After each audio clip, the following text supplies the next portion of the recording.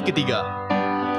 Jesus my Savior, the same as of old. While I did wander afar from the fold, gently and long He had pled with my soul, calling for me, for me. Calling for me, for me. Calling for me, for me. Gently and long He had pled with my soul, calling for me, for me. Fourth stanza ayat keempat. Jesus my Savior will come from on high. Sweet is the promise as weary years fly. Oh, I shall see Him descend from the sky, coming for me, for me. Coming for me, for me. Coming for me, for me. Oh, I shall see Him descend from the sky, coming for me, for me. 我们来唱下一首诗38首。Let us sing the next hymn 38. Sila nyanyi kidung seterusnya 38.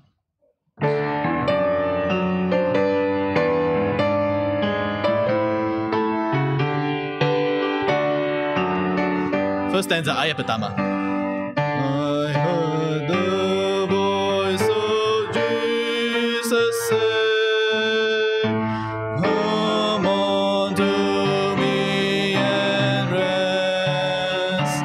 Lay down the weary one, lay down thy head upon my breast.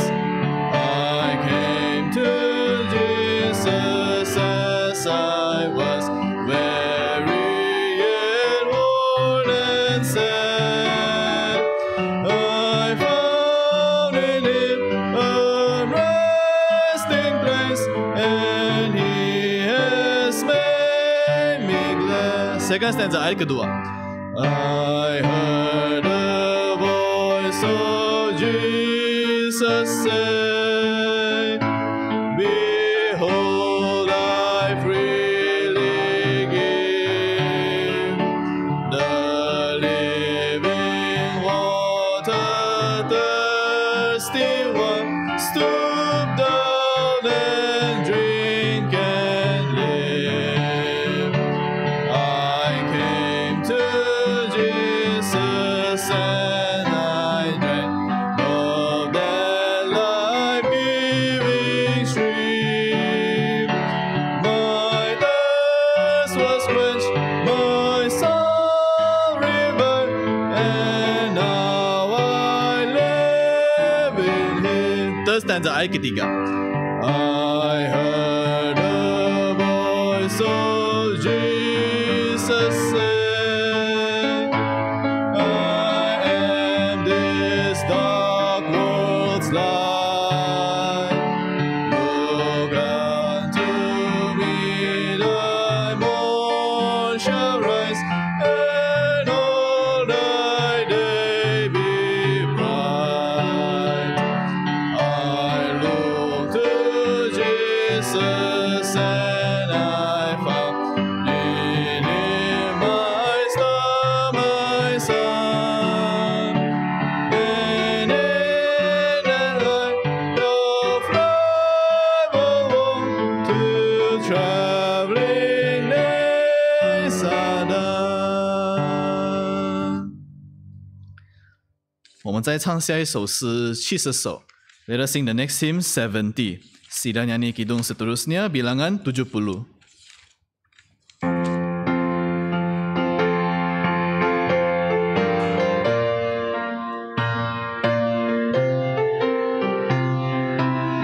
First stanza ayat pertama. Oh Christ, my soul had found in Thee alone.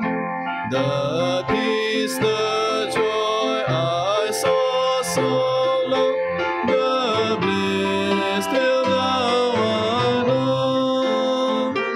None but Christ can satisfy, none other name for me. There's love and life and lasting joy, Lord Jesus found in Thee. Second stanza ayat kedua. I sigh your rest and happiness. I yearn for them all deep. But while I pass my Savior by, His love lay down on me.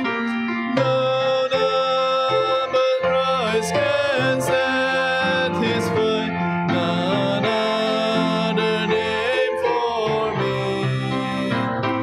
There's love and life and lasting joy, Lord Jesus found in Thee. Third stanza ayat ketiga. I tried the broken cisterns, Lord, but out the waters well. Even as I stooped to drink, they fled, and mourned me as I will. None but Christ can satisfy, none other name for me.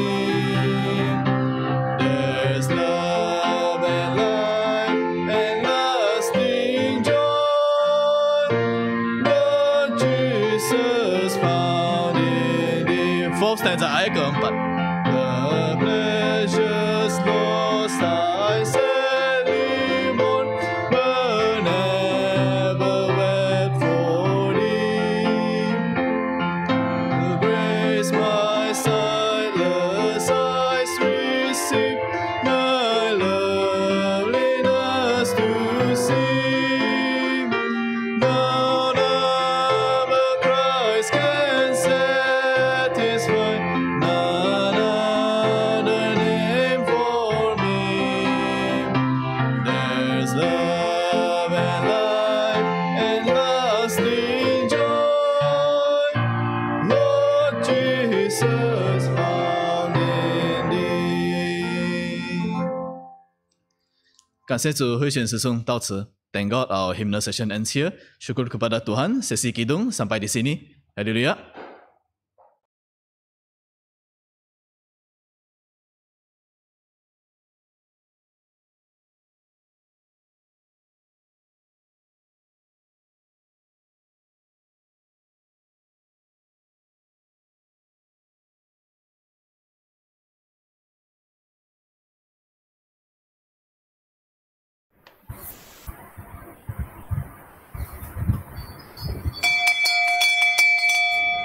Haleluya, 各位兄弟姐妹， Haleluya, selamat pagi. Selamat pagi dan salam damai kepada saudara-saudari, diaken dan juga para pendeta. Marilah kita sama-sama menyediakan hati yang murni untuk menyembah dan memuji Tuhan kita yang di syurga.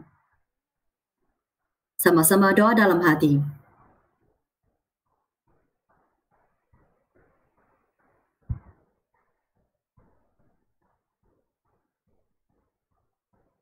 Amin.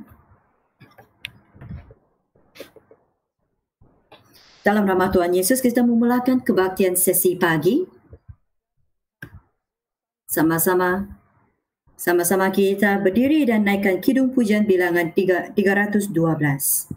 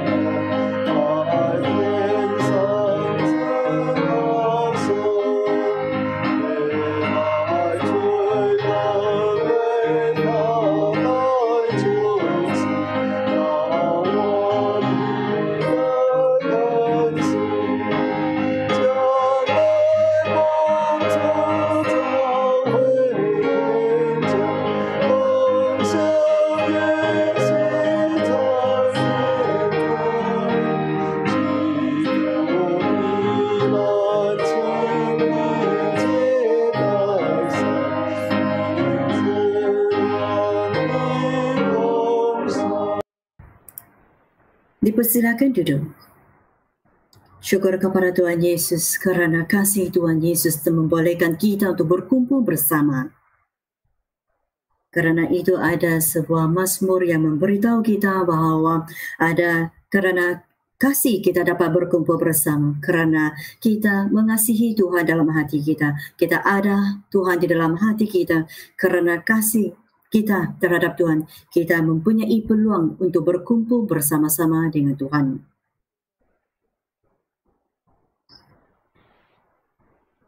Pada hari-hari yang biasa, kita akan memberi kesibukan masing-masing sama-sama dengan saudara-saudari di mana kita akan ada kesibukan kita dalam ruang persendian kita. Tetapi apabila kita berkebaktian dalam nama Tuhan Yesus, kita boleh duduk bersama-sama dan kemudian kita boleh menyembah Tuhan bersama-sama, mendengar firman Tuhan bersama-sama dan memuji nama Tuhan bersama-sama. Dan itulah iman kepercayaan yang sedemikian, ibadah kita terhadap Tuhan yang bersama-sama ini membolehkan kita berkumpul bersama-sama. Tetapi ada pemercayaan yang memberitahu pendeta bahawa ini bukanlah semestinya. Apakah kita mesti berkumpul bersama-sama apabila kita mau beribadah kepada Tuhan? Jadi saya bertanya kepadanya, apakah apabila kita beribadah kepada Tuhan, kita tidak boleh berkumpul bersama-sama? Sekarang, bukankah kita ada kebaktian melalui talian? Ibu bapa ada dalam ruang tamu, anak pula berada dalam bilik, kemudian abang pula berada di bilik yang lain, di mana mereka semua bukan berada di dalam ruang yang sama. Ini seolah-olah terasa agak ganjil walaupun semua orang sedang beribadah kepada Tuhan, tetapi nampaknya kita semua masing-masing melakukan kerja kita masing-masing, ibadah kita masing-masing dalam satu rumah. Apakah kita tidak terkesan iaitu masalah sedemikian? Jadi kerana itu saya mau memberi peringatan kepada saudara-saudari apabila kita dalam nama Tuhan Yesus mengadakan kebaktian, jadi mengapakah kita perlu berasingan ataupun berpisah dalam kebaktian kita? Apakah hati kita itu terpisah? Apakah kita benar-benar tidak dapat sehati, sejiwa bersama-sama sebagai satu keluarga berdoa dan berkebaktian? Apakah kita mesti ada perlakuan di mana kita mengadakan kebaktian ataupun beribadah kepada Tuhan masing-masing? Kerana itu saya dengan khasnya telah memilih kidung ini agar kita boleh berkumpul, iaitu yang membawa tema kita haruslah berkumpul bersama-sama sebagai saudara-saudari. Bersama-sama kita berdoa, kita memohon agar Tuhan memberkati dan menjaga kita.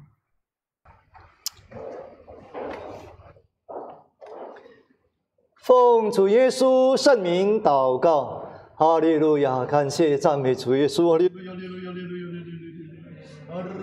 哈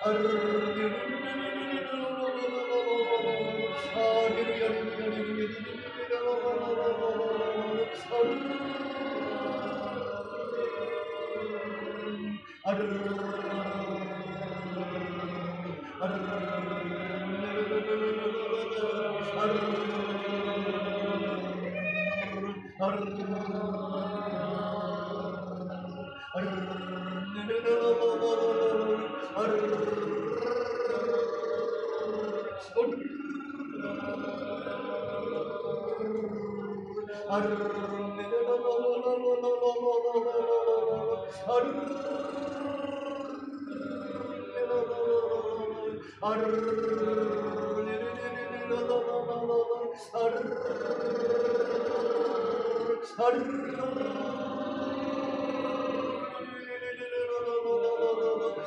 亚。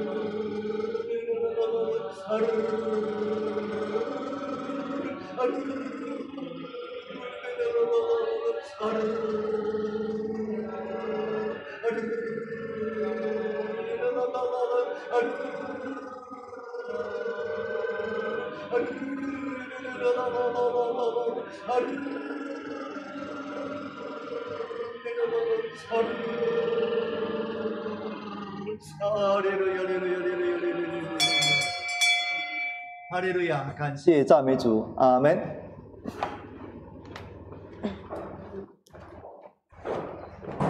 哈利路亚，奉主耶稣。 Ya, dalam nama Tuhan Yesus, saya menyaksikan firman Alkitab melalui bantuan Roh Kudus. Melalui dengan hati dengan mempunyai hati kerendahan hati, marilah kita belajar tema yang ada pada kebaktian ini, yaitu aku dungu dan tidak mengerti. Aku dungu. Aku tidak mengerti.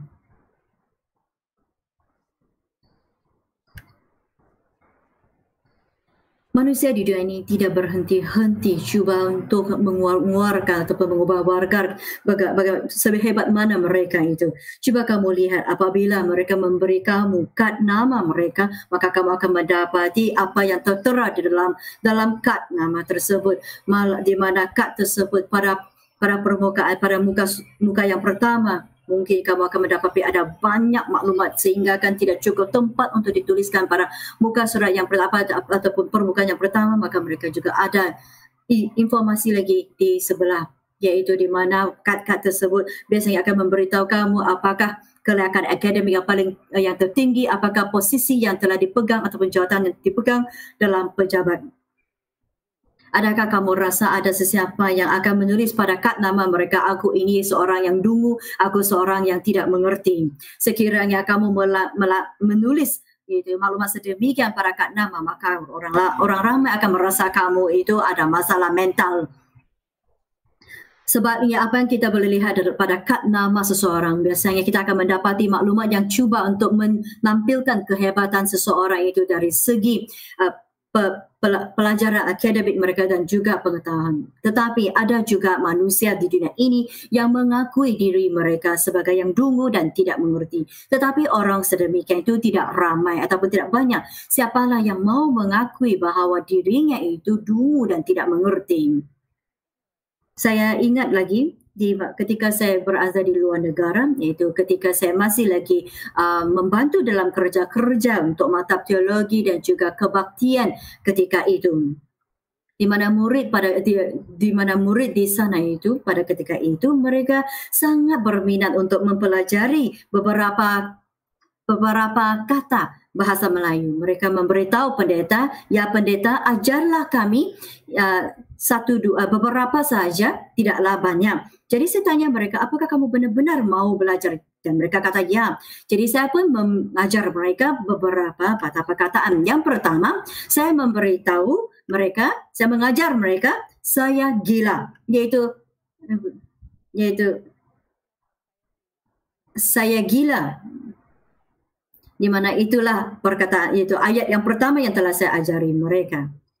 Yang kedua, saya bodoh. Saya mengajar mereka perkataan ataupun ayat saya bodoh. Kemudian mereka Kemudian sesudah itu semua murid yang telah mempelajari dari saya itu mereka begitu gembira dan mereka mulai menggunakan kata-kata yang telah ataupun perkataan ataupun ayat yang telah saya ajari mereka, dan mereka segera menggunakan ayat tersebut, saya bodoh, saya gila. Kemudian tetapi selepas mereka menggunakan ayat tersebut, barulah mereka bertanya kepada saya, apakah sebenarnya maksud ayat-ayat tersebut. Dan di mana setiap dan semenjak, tetapi saya memberitahu mereka, saya akan memberitahu kamu maksud tersebut apabila tiba masanya. Dan demikianlah pelajar-pelajar pada ketika terus menerus menggunakan ayat-ayat tersebut, saya bodoh dan saya gila. Itulah satu gurauan yang telah saya adakan untuk murid-murid pada ketika itu. Tetapi sebenarnya ada maksud tersirat saya ataupun maksud tersirat pendeta pada ketika itu. Ini kerana pelajar yang bertanya kepada saya pada ketika itu merupakan seorang yang tidak sanggup mengaku kalah, kerana daripada pemerhatian saya mendapati murid ini sememangnya suka untuk menjadi ketua, suka untuk menang dan sangatlah bongkar. Malah apabila dia telah mempelajari dua perkataan atau dua ayat yang telah saya ajarinya, dia terus berasa sangat sombong dan ingin menampilkan kehebatannya. Sebenarnya orang-orang yang dungu dan tidak mengerti itu merupakan orang yang sebenarnya sangat berhikmat.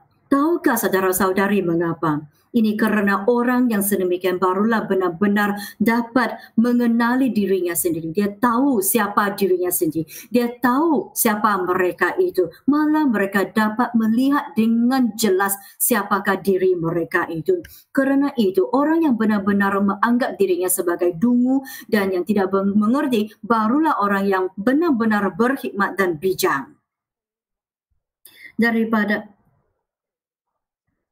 Daripada Alkitab kita dapat mengetahui apakah itu hikmah. Cuba kamu lihat pengarang, iaitu Yunus, yang telah menghasilkan buku ataupun kitab Yunus. Apabila kita membaca Yunus, kita akan mempunyai satu perasaan di mana kitab tersebut akan menggambarkan kepada kita bahawa Yunus itu tidak layak untuk menjadi Nabi Tuhan. Dan demikianlah impresi yang telah diberikan Yunus kepada kita, di mana Yunus telah menggambarkan dirinya sebagai seorang yang tidak bertanggung jawab, sebagai seorang yang tidak berhikmat dan tidak layak untuk menjadi Nabi. Malah dalam kidung-kidung kanak-kanak dalam kelas pendidikan agama pun ada kidung-kidung yang cuma menggambarkan bahawa dia merupakan seorang yang tidak baik kerana dia merupakan seorang yang sombong, seorang yang tidak ada kasih, seorang yang bangkit amarahnya terhadap Tuhan. Kerana itu dia tidak mempunyai rupa sebagai seorang pendeta. Dan demikianlah saya ingin bertanya kepada saudara-saudari, adakah kamu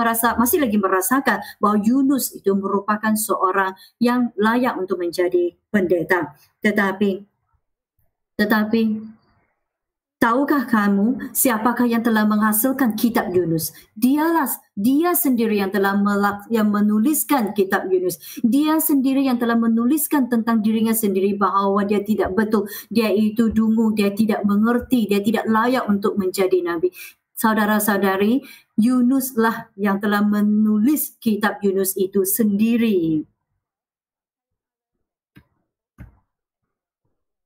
Oleh itu, apabila saya memahami hal ini, saya mulai menghormatinya. Saya mau mempelajari daripadanya. Saya tidak mau lagi menjadi seorang yang hanya menyanyikan kidung seperti yang dinyanyikan dalam kidung kanak-kanak, tetapi saya ingin mempelajari padanya dirinya yang sudah dungu, yang begitu dungu dan tidak mengerti, kerana dia telah berjaya untuk melihat dirinya sendiri dengan jelas. Rupa-rupanya aku merupakan seorang yang begitu dungu, seorang yang begitu tidak mengerti ataupun yang tidak berpengetahuan.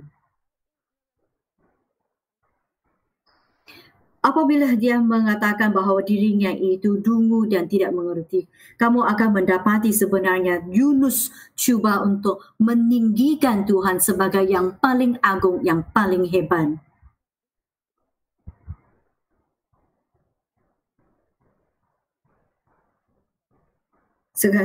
Kerana sehinggakan begitu manusia di kota Niniwe itu semuanya telah diampuni dosa mereka. Bukankah Tuhan itu sangat mengasihi orang-orang tersebut?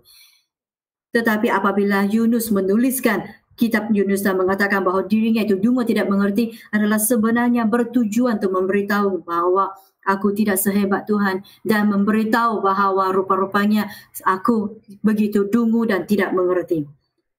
Mari kita tengok doa Agur. Mari kita rujuk kepada Amsal pasal 30. Mari kita lihat apa yang dikatakannya. Kita baca mula dari ayat 1 hingga ayat 3.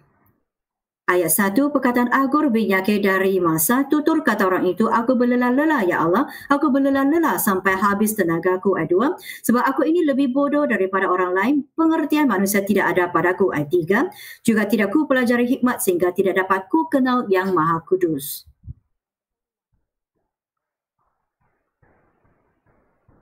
Dalam perenggannya yang pertama, Agur sebelum dia berdoa, dia telah berkata kata-kata ini kepada kawan-kawannya. Saya percaya kawan-kawannya yang bersama-sama dengan dia merupakan orang-orang yang berhikmat juga. Tetapi dia berkata kepada orang-orang ini, aku ini lebih bodoh daripada orang lain, pengertian manusia tidak ada padaku.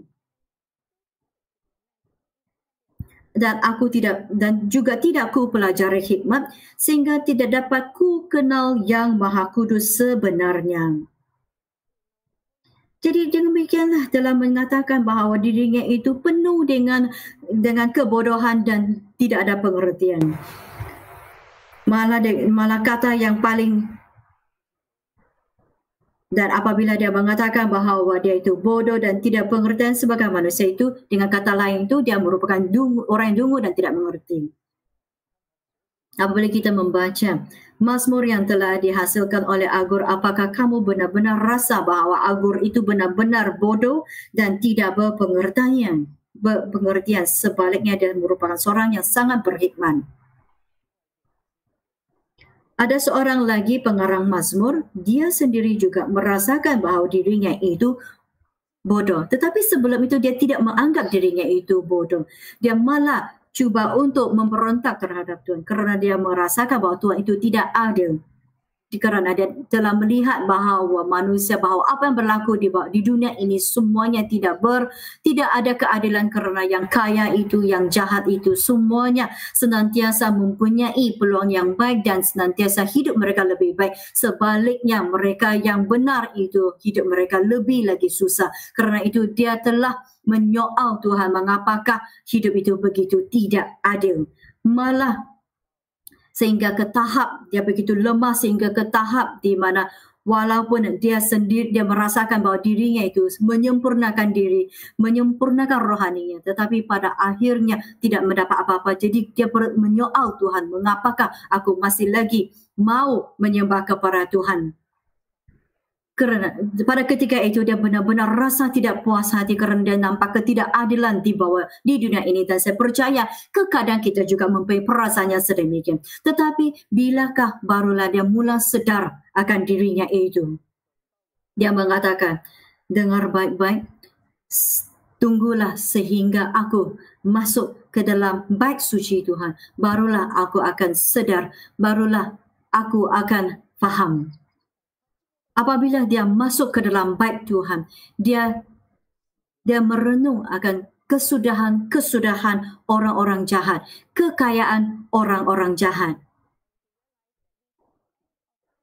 Sebelum itu, rasa ketidakpuasannya kerana dia telah menggunakan perspektif manusia untuk melihat keadaan dan tidak meletakkan dirinya daripada perspektif Tuhan untuk melihat keadaan. Kerana itu dia ada rasa tidak puas hati. Tetapi sesudah dia memahami keadaan itu, dia telah mengatakan kata-kata ini. Mari kita rujuk kepada Mazmur bilangan 73 ayat 22.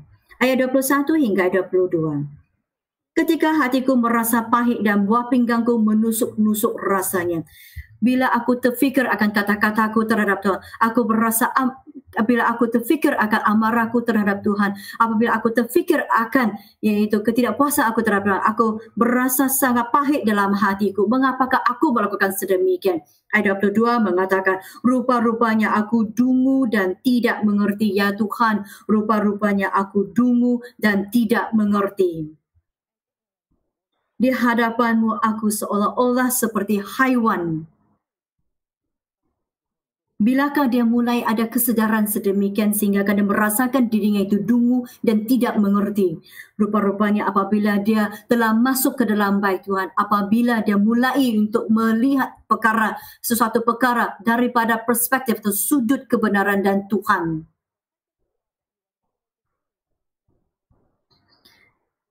Saya menunjukkan beberapa orang tokoh dalam Alkitab ini adalah untuk memberitahu saudara-saudari bahwa orang-orang ini semuanya pernah mengatakan bahwa dirinya itu dungu dan tidak mengerti.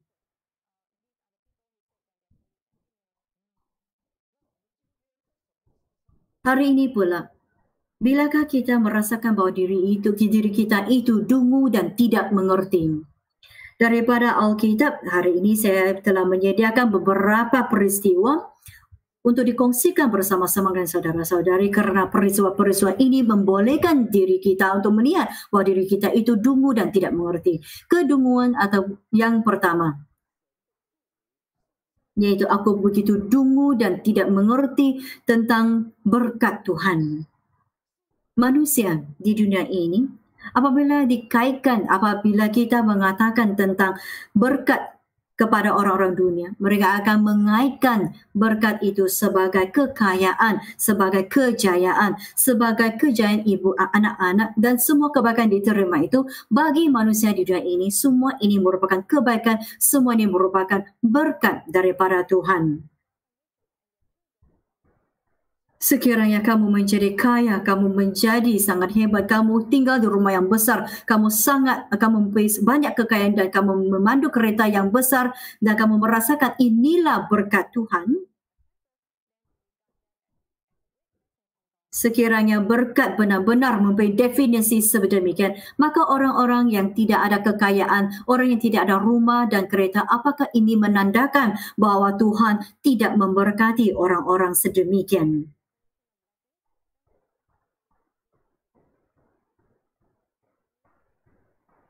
Sekiranya ada, tetapi tidaklah begitu banyak, hanya sederhana saja, rumah yang sederhana, kereta yang sederhana, adakah ini menandakan bahawa walaupun Tuhan memberkati aku, tetapi tidaklah cukup ataupun tidaklah banyak? Adakah ini maksudnya ataupun definisi bagi berkat Tuhan? Sebenarnya, kebanyakan orang mempunyai pandangan sedemikian, mempunyai pengertian sedemikian tentang berkat Tuhan. Dan inilah apa yang dikatakan kita dungu dan tidak mengerti tentang berkat Tuhan. Kerana kita mempunyai pengertian yang sama terhadap berkat Tuhan, sama seperti manusia di dunia, seperti istri Ayub. Mari kita rujuk kepada Ayub.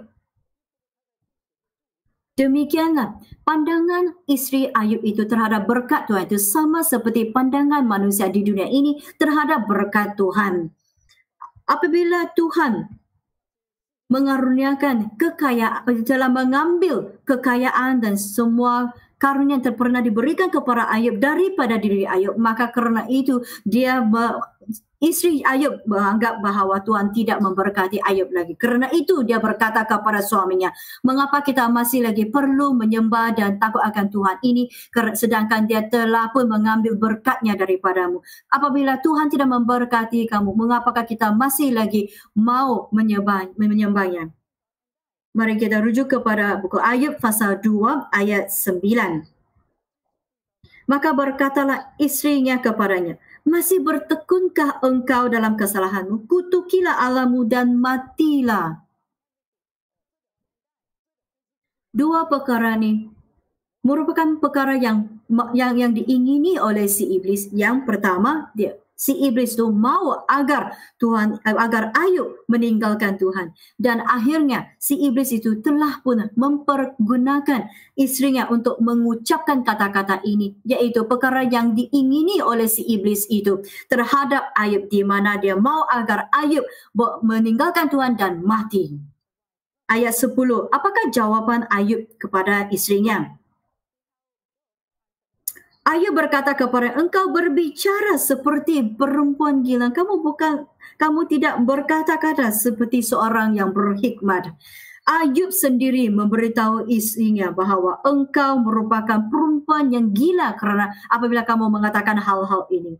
Kamu tidak memahami berkat Tuhan dan kerana itu ternyata kamu itu dungu dan tidak mengerti. Rupa-rupanya bagi kamu apabila ada berkat maka adalah Tuhan. Bila tidak ada berkat maka tidak adalah Tuhan. Kalau ini bukan kedunguan, tidak. Kalau ini bukan kerana tidak ada pengertian, apakah ini?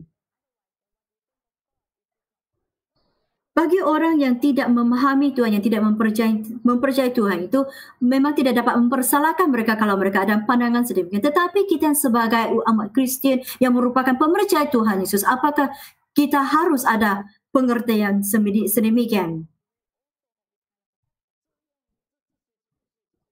Kita amat fasih akan cerita-cerita ini dan juga pengajaran-pengajaran dalam Alkitab. Jadi apa yang ingin saya katakan? Terdapat ramai pemercaya pada hari ini mempunyai pandangan yang sama seperti istri Ayub tentang berkat Tuhan. Kerana itu saya telah menggunakan contoh di dalam Alkitab untuk memberitahu kita rupa-rupanya kita begitu dungu dan tidak mengerti tentang berkat Tuhan. Rupa-rupanya berkat Tuhan dalam pandangan manusia itu mempunyai dua jenis makna ataupun maksudnya dalam Alkitab atau dalam terjemahan yang asal. Berkat itu tidak dirujuk kepada berkat yang dituju kepada iaitu pemberian dari segi kebendaan ataupun kekayaan. Rupa-rupanya berkat dalam bahasa asal itu membawa maksud yang pertama, Tuhan menyertaimu. Apabila Tuhan menyertai kamu, maka kamu akan mendapat berkat daripada Tuhan. Apabila kamu disertai Tuhan, maka kamu akan mendapat berkat yang sebenarnya. Apabila Tuhan tidak menyertai kamu, walaupun segala-galanya yang telah kamu miliki itu, semuanya akan menjadi sia-sia saja, akan menjadi kosong dan tidak ada nilainya. Yang kedua, dalam bahasa asal, maksud berkat ialah Tuhan berkata bagi pihakku. Apabila kita berdoa, ya Tuhan berkatilah aku. Apabila kita berdoa kepada Tuhan, kita menyeru kepada Tuhan untuk memberkati aku. Sebenarnya dalam bahasa asal ia membawa maksud bahawa ya Tuhan berkatalah bagi pihakku. Apabila kamu mengatakan ya Tuhan berkatilah aku, membawa maksud bahawa ya Tuhan sertailah aku. Jadi kerana itu kita harus memahami dengan maksud sebenarnya berkat.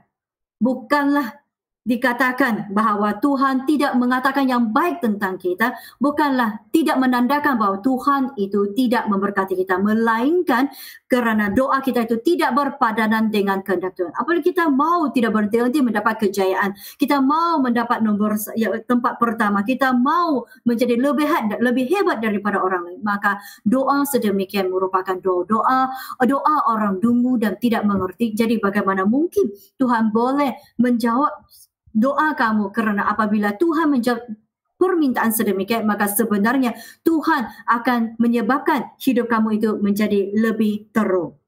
Kerana ini semuanya buruk untuk kita. Kerana itu apabila kita berdoa, kita memohon agar Tuhan memberkati kita. Sebenarnya kita haruslah memahami kita sedang menyeru kepada Tuhan agar berkata kepada kita, kerana apa yang kita katakan itu senantiasa tidak memadani kehendak Tuhan. Jadi bukanlah dikatakan Tuhan tidak memberkati kita, melainkan kerana kita tidak layak untuk menerima berkat Tuhan kerana kata-kata kita, motif kita dan juga perbuatan kita itu tidak memadani kehendak Tuhan ataupun berkat Tuhan. Jadi saudara-saudari, apakah anda boleh faham? Sekarang kita telah pun faham. Rupa-rupanya berkat itu pandangan ataupun pemahaman pengertian kita terhadap Tuhan, terhadap berkat Tuhan itu begitu dungu. Rupa-rupanya maksud yang sebenarnya bagi berkat Tuhan ialah penyertaan Tuhan. Rupa-rupanya maksud sebenarnya bagi berkat Tuhan itu ialah Tuhan berkata untuk kita. Apabila Tuhan menyertai kita, maka kita telah mendapat berkat Tuhan dan berkat Tuhan ada bersama-sama dengan kita. Apabila Tuhan berkata untuk kita, maka kita telah pun menerima berkat Tuhan. Kerana itu, kita haruslah mempunyai pengetahuan yang baru terhadap berkat Tuhan. menurut Alkitab, marilah kita rujuk, marilah kita memahami perkara yang kedua ataupun maksud yang kedua, mengapakah kita begitu dungu dan tidak mengerti.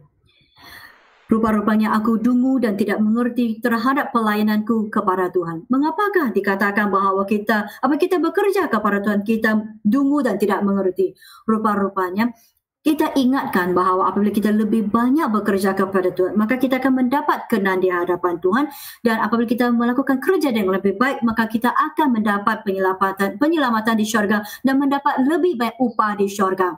Saya percaya banyak daripada pemercaya kita mempunyai pandangan sedemikian.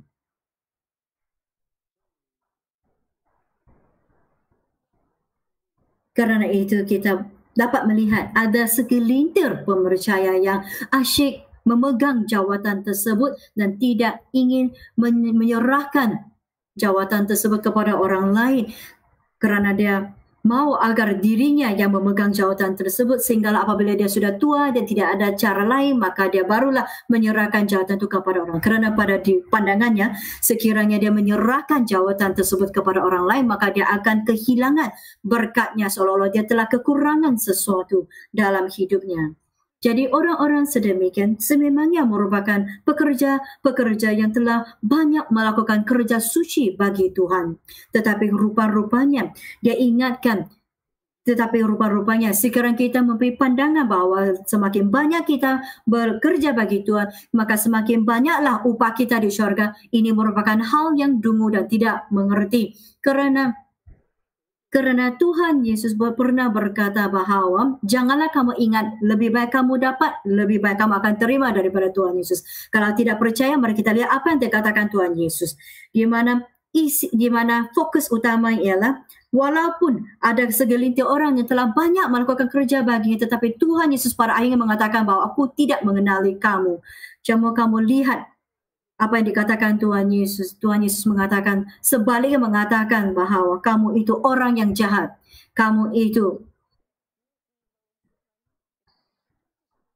Cuba kamu perhatikan, kamu harus ambil perhatian. Orang-orang ini merupakan orang-orang yang banyak melakukan kerja suci.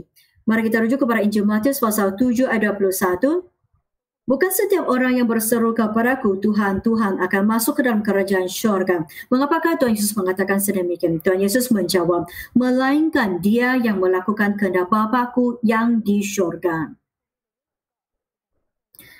Tetapi ramai daripada mereka yang terbaca kata-kata ini, mereka tidak puas hati. Ayat 22, pada hari banyak orang akan berseru kepadaku, Tuhan, Tuhan, bukankah kami berbuat demi namamu? Pada ketika itu terdapat ramai, di mana Tuhan Yesus menekankan akan ada banyak orang yang berseru kepadanya, Tuhan, Tuhan, bukankah kami bernubuat demi namamu dan mengusir setan demi namamu dan mengadakan banyak mukjizat demi namamu juga. Cuba kamu lihat, setiap perkara ini merupakan kerja suci yang dilakukan bagi Tuhan. Sehingga kan mereka mempunyai kuasa untuk melakukan kerja tersebut kerana mereka boleh mengusir setan, mereka boleh mengadakan banyak mukjizat, mereka mempunyai kuasa untuk melakukan kerja suci tersebut. Bukanlah kerja-kerja suci yang biasa, iaitu seperti seperti menyapu lantai, mencuci lantai, melainkan kerja suci yang berkekuatan. Kerana itu mereka cuba untuk berdebat dengan Tuhan. Ya Tuhan, kami telah pun melakukan banyak kerja suci untuk kamu. Saya percaya mereka tidak menipu juga. Benar-benar mereka telah melakukan banyak kerja suci untuk Tuhan. Mereka telah melakukan banyak untuk Tuhan. Kerana itu mereka berdebat dengan Tuhan Yesus dan mengatakan bahawa Tuhan, kami telah melakukan banyak kerja suci. Tetapi ayat 23. Dengan jelasnya Tuhan Yesus memberitahu mereka, aku tidak pernah mengenal kamu.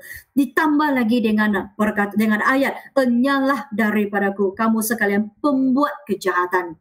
Mereka telah diusir oleh Tuhan Yesus, sehingga mereka telah dihukum oleh Tuhan. Apa yang ingin saya tekankan ialah, ini merupakan orang-orang yang telah melakukan banyak kerja suci untuk Tuhan. Rupa-rupanya aku begitu dungu dan tidak mengerti tentang pemahaman akan pelayanan Tuhan. Rupa-rupanya aku ingatkan lebih banyak saya lakukan kerja suci untuk Tuhan, maka lebih banyaklah aku menerima daripada Tuhan, daripada syurga. Karena itu dia tidak berhenti-henti. Dia cuba untuk memanjat semakin tinggi. Karena dia ingatkan dengan melakukan sedemikian dalam gereja, maka Tuhan akan lebih lebih berkenan terhadap kita menerima upah lebih banyak. Tetapi ini sebenarnya merupakan satu pandangan pengertian yang dungu dan tidak betul. Syukur kepada Tuhan. Firman Tuhan, apa yang dikatakan Tuhan itu telah menyedarkan kita. Rupa-rupanya keselamatan kita itu bukanlah tertakluk pada berapa banyak yang telah kita lakukan, melainkan berapa banyak yang telah kita pegangkan. Yang dipegang itu lebih penting daripada yang dibuat. Walaupun kamu mempunyai telah banyak melakukan kerja suci, kamu mempunyai ramai teman sekerja, tetapi kamu tidak bersatu hati. Kamu melakukan yang jahat ketika melakukan kejahatan. Dan apabila dalam pelayanan kamu dalam kerja suci, kamu tidak ada perbuatan yang baik, kamu itu jahat, maka dalam pandangan Tuhan, Tuhan akan menganggap kamu sebagai pekerja yang jahat dan tidak akan. Dan apakah kamu rasa ini yang diingini oleh Tuhan? Karena itu Tuhan Yesus memberitahu kita, keselamatan itu bukan tertakluk kepada berapa banyak kerja suci yang telah kamu lakukan, melainkan berapa banyak yang telah kamu pegangkan, yang telah kamu turuti mengikut kehendak-Nya. Karena itu yaitu kesetiaan kamu ataupun turutan kamu itu lebih penting daripada usaha kamu dalam melakukan kerja suci. Ini karena bagi mereka yang memegang firman Tuhan itu dengan semula janjinya pasti akan melakukan kerja suci untuk Tuhan. Sebaliknya, mereka yang melakukan kerja suci itu tidak semestinya memegangkan kebenaran. Biar saya ulangi sekali lagi. Mereka yang memegang firman Tuhan itu dengan semula jadinya pasti akan melakukan kerja suci untuk melayani Tuhan. Tetapi mereka yang melakukan kerja suci itu tidak semestinya merupakan orang yang memegang kebenaran Tuhan. Dan golongan manusia yang telah ditegurkan oleh Tuhan Yesus ialah kumpulan kedua, yaitu mereka yang bekerja untuk Tuhan tetapi tidak mau memegang firman Tuhan. Jadi apakah kesimpulan kita? Sedarlah saudara-saudari, bagi pekerja-pekerja teman-teman sekerja yang sedang melakukan kerja suci, yang telah melakukan banyak kerja suci itu, rupa-rupanya aku begitu dungu dan tidak mengerti tentang pemahaman yang sepatutnya pada pelayanan kita terhadap Tuhan. Sekiranya kita itu tidak cukup rendah hati, maka saya percaya kamu tidak akan dapat menerima ajaran hari ini. Kita juga pernah menyentuh tentang kesaksian-kesaksian yang berkaitan tentang hal ini. Dan saya juga ingin mengungsikannya, itu tema ini. Apa yang kamu inginkan itu telah pun kamu terima. Dan Tuhan Yesus mengatakan, karena Tuhan Yesus mengatakan, apa yang kamu inginkan ingini itu kamu telah pun terima. Terdapat seorang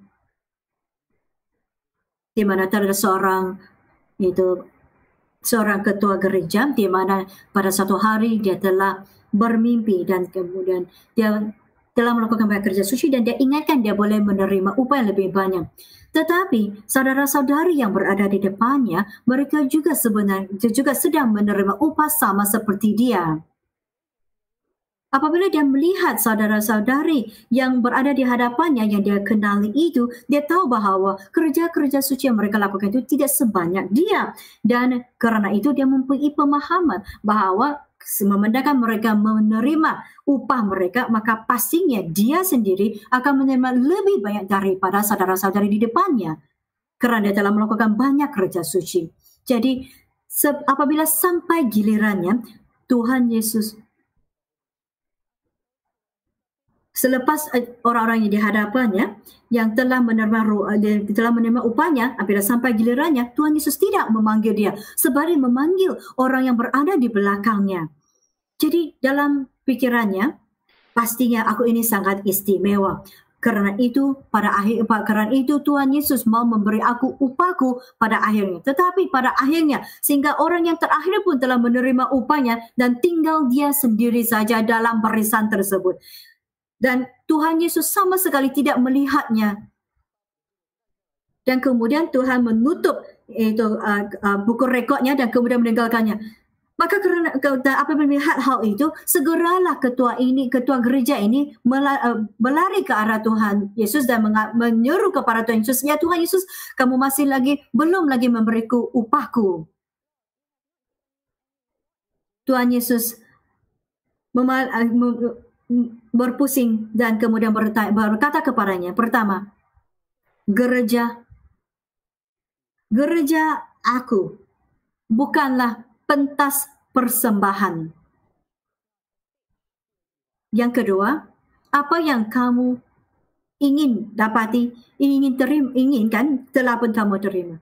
Ketika kamu melakukan kerja suci, kamu akan mendapat kemuliaan, kamu memberi tepukan, kamu telah diundi untuk menjadi ketua, untuk menjadi yaitu pengerusi gereja. Bukankah kamu telah pun menerima segala-galanya? Kamu telah menerima kedudukan kamu menerima nama kamu menerima puji-pujian kamu. Bukankah kamu telah pun menerima apa yang kamu inginkan? Apakah saudara-saudari telah dengar dengan jelas? Kata yang pertama, gereja aku bukanlah pentas persembahan. Rupa-rupanya ada saudara-saudari yang cuba untuk mempersembahkan dirinya ataupun untuk menonjolkan dirinya di dalam gereja, di mana mereka melakukannya sama sekali bukanlah untuk melakukan kerja, untuk Tuhan, melainkan cuba untuk mengagung-agungkan diri. Mengapakah aku?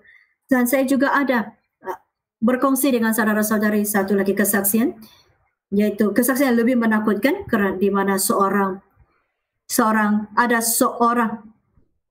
pemercaya yang mempunyai konsep kepewiraan, di mana sehinggakan kerandanya juga haruslah disaluti emas. Cuba kamu bayangkan, malah kerandanya disaluti emas. Kepada siapa keranda ini? Saya pernah berkongsi dengan saudara-saudari kesaksian ini. Seorang yang berpakaian hitam dan yaitu iblis itu memberitahu kepada pemercaya ini, mengatakan bahawa keranda yang bersaluti dengan emas itu adalah untuk mereka yang cuba untuk menonjolkan dirinya kepada dunia ini. Semakin banyak yaitu seseorang itu mendapat kemuliaan daripada dunia ini, maka semakin besarlah keranda yang bersaluti emas itu. Rupa-rupanya sekiranya ada pekerja-pekerja yang cuba untuk menganggap pentas khotbah itu sebagai pentas persembahan dirinya sendiri, maka semakin kemuliaannya itu besar, semakin besar yaitu namanya. Maka keranda yang telah tersedia baginya apabila dia meninggal dunia, maka akan menjadi lebih besar yang disaluti emas. Apabila saya berada di negara China, saya terserempak dengan seorang teman sekerja yang merupakan seorang pendeta memberitahu kepada saya, di negara China ada satu pepatah yang sangat masyhur di dalam kalangan pemercaya di gereja benar di China. Dalam bahasa Fuchao, di mana pepatah ini mengatakan yang berbunyi yaitu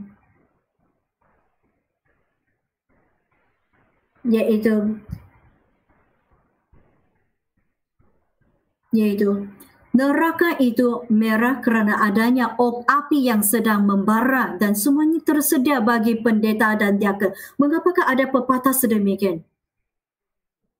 Bila saya mengatakan negara China itu tidak semestinya dirujuk kepada gereja Yesus, benar, kerana di China ada banyak denominasi gereja, mempunyai denominasi agama Kristian yang lain, dan pada ketika dan di negara China terdapat ramai pendeta dan diaken yang tidak melakukan hal-hal yang baik, melainkan mereka itu sangat jahat. Kerana itu ramai pemercaya mempunyai pandangan bahawa neraka itu berwarna merah kerana ada api yang membara-bara dan ia tersedia bagi para pendeta dan para pendeta, kerana mereka, para diaken dan para pendeta, kerana mereka lah nabi-nabi palsu.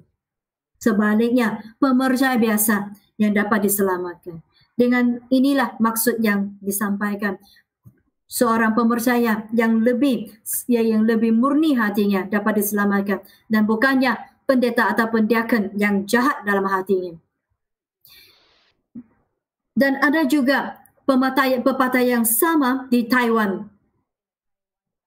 di mana maksudnya itu sama, bahawa neraka itu gelap dan hitam, dan ia juga disediakan untuk penatua, pendeta dan diaken.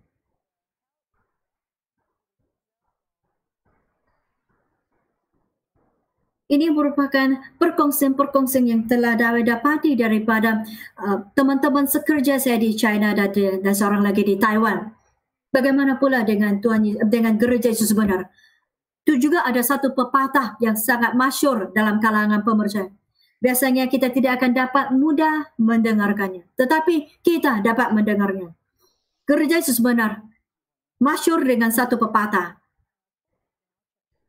Sekiranya kamu mau mati dengan lebih cepat, jadi sekiranya kamu mau jiwa rohani kamu itu mati dengan lebih cepat, maka jadilah penatua, pendeta, diaken. Karena maksud kata-kata ini adalah lebih mudah untuk pemercaya biasa diselamatkan berbanding dengan mereka yang menjadi pendeta, penatua dan diaken. Mungkin kata-kata ini tidak semestinya betul, tetapi pada tahap yang tertentu pastinya ada sebabnya yang tertentu dan juga maksudnya yang tertentu mengapakah pepatah ini mula disebarkan. Ini kerana apabila kita melakukan kerja suci, terdapat banyak salah faham dan terdapat banyak yang telah disalah ertikan. Sehingga kan pada akhirnya walaupun kamu telah melakukan banyak kerja suci, tetapi Tuhan Yesus pada akhirnya mengatakan bahawa aku tidak pernah mengenal kamu, enyalah daripada aku.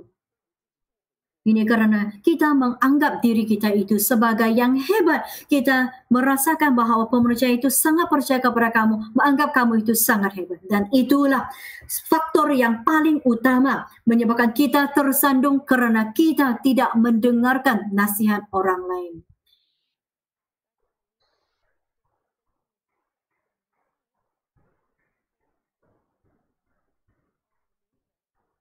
Syukur kepada Tuhan kerana ada peringatan yang sedemikian kepada kita. Rupa-rupanya aku begitu dungu dan tidak mengerti dalam pelayananku kepada Tuhan.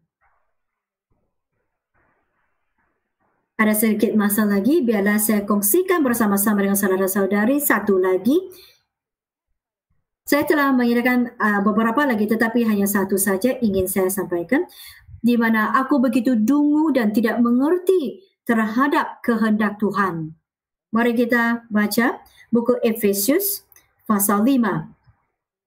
Buku Efesius pasal 5 ayat 17. Sebab itu janganlah kamu bodoh. Mengapa? Melainkan kamu haruslah mengerti kehendak Tuhan.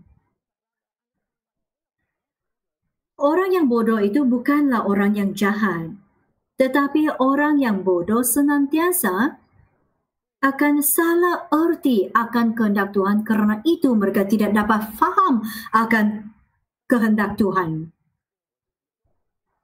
Marilah saya gunakan satu cerita, saya kongsikan satu cerita untuk memberitahu saudara-saudari mengapakah kita ada kebodohan ini. Ada seorang pemercaya, dia telah jatuh sakit di mana iman kepercayaan itu lemah. Dan hidupnya juga sangatlah teruk. Kerana itu dia berkata kepada Tuhan, bawalah aku pulang, aku tidak ingin teruskan hidup lagi. Melainkan Tuhan memberinya satu badan yang sihat agar dia boleh mencari nafkah dan kemudian kehidupan boleh dapat diperbaiki.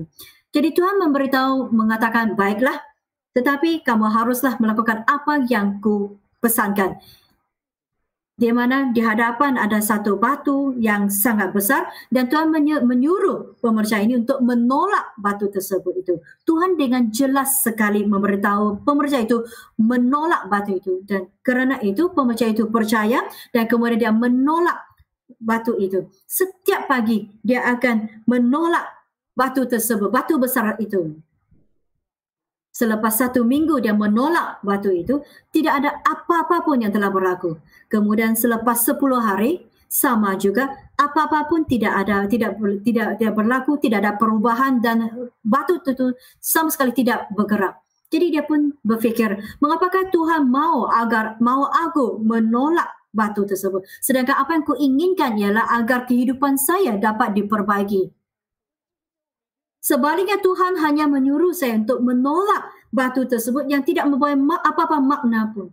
Apabila pada saat kamu mempunyai kesangsian terhadap Tuhan, apabila kamu mempunyai banyak soalan terhadap Tuhan, maka yang cuba untuk menguji kamu, yang cuba untuk menggodai kamu, yang cuba untuk mencobai kamu itu akan datang. Di mana si iblis itu tidak akan datang dalam keadaan yang menakutkan, melainkan dalam keadaan seperti seorang malaikat dan datang dan bertanya kepada dan cuba untuk menanya kabar terhadap pemercaya ini.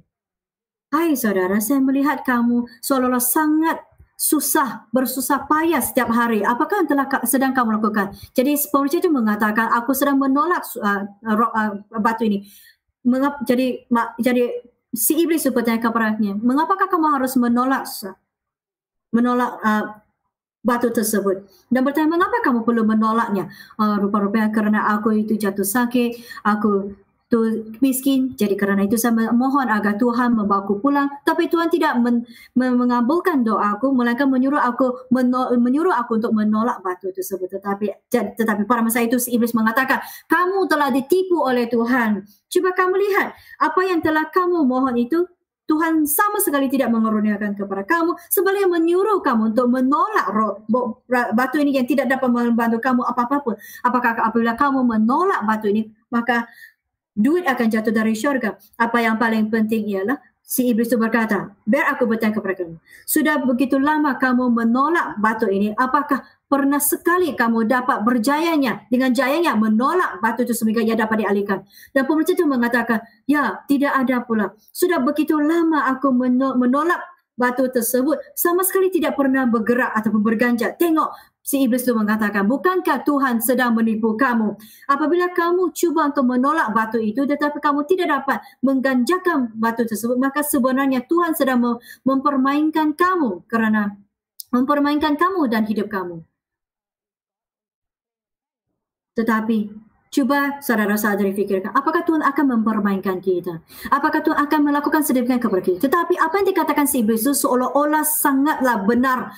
Dan kerana itu kamu merasakan bahawa ia sangat mudah sabar. Kerana itu pemercaya itu pergi berdoa dan cuba untuk berdebat dengan Tuhan. Ya Tuhan, mengapakah kamu cuba untuk mempermainkan aku?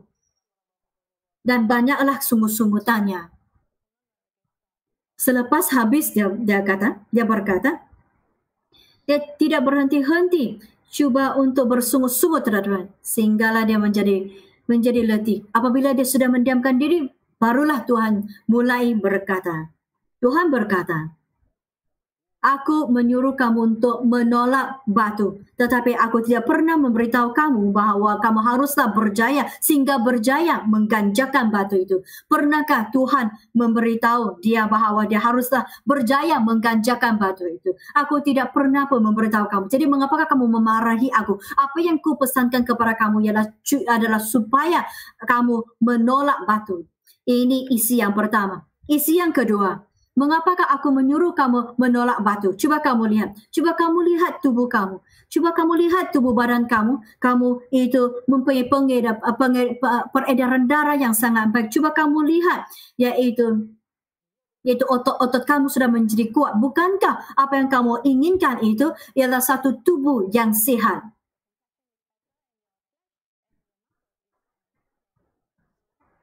Tuhan mempunyai banyak cara untuk membolehkan kita mempunyai tubuh badan yang sihat. Dan salah satunya ialah supaya yaitu menolak batu. Dan bukankah cara itu berkesan juga? Ataupun kamu sendiri ingin menentukan cara Tuhan membantu kamu? sedangkan kamu tidak ada kelayakan sedemikian. Sebenarnya, apabila badan kita itu tidak sihat, bukanlah pemberian ataupun kerana ataupun sebab Tuhan, ataupun disebabkan oleh Tuhan, melainkan kerana diri kita itu sangat malas dan kerana itu telah menyebabkan tubuh badan kita itu menjadi lemah. Maka untuk membantu kita untuk mendapat apa yang kita inginkan itu, Tuhan telah menggunakan cara ini, iaitu menyuruh pemercaya itu untuk menolak batu tersebut sehingga kan dia boleh mendapat badan yang lebih sihat lagi. Kerana itu Alkitab memberitahu kita, janganlah kita menjadi dungu. Cuba sila ingat, kebodohan itu bukanlah suatu kejahatan, tetapi kebodohan itu boleh menyebabkan kita tidak mengerti kehendak Tuhan. Rupa-rupanya terhadap kehendak Tuhan, kekadangnya kita mempunyai itu salah faham dan salah erti. Kita sampai di sini hari ini. Kita memohon agar Tuhan membantu dan memberkati kita agar kita tahu akan berkat kita. Sebelum kita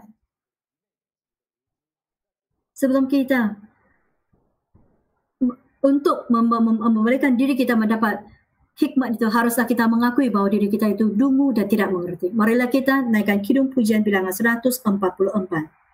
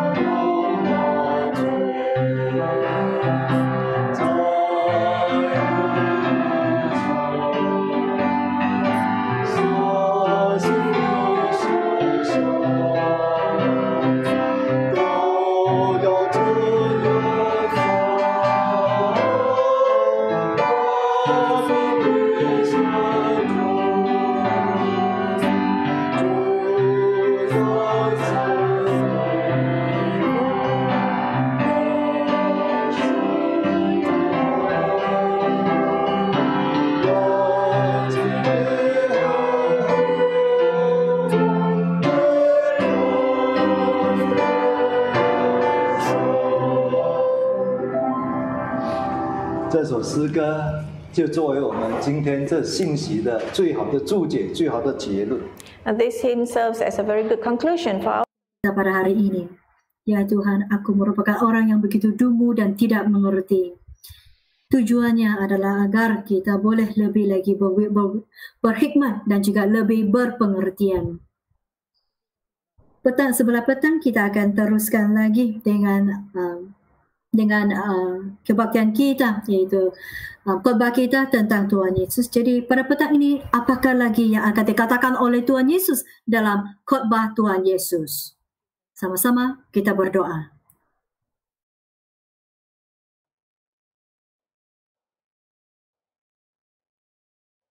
主耶稣圣名祷告，哈利路亚！感谢赞美主耶稣。哈利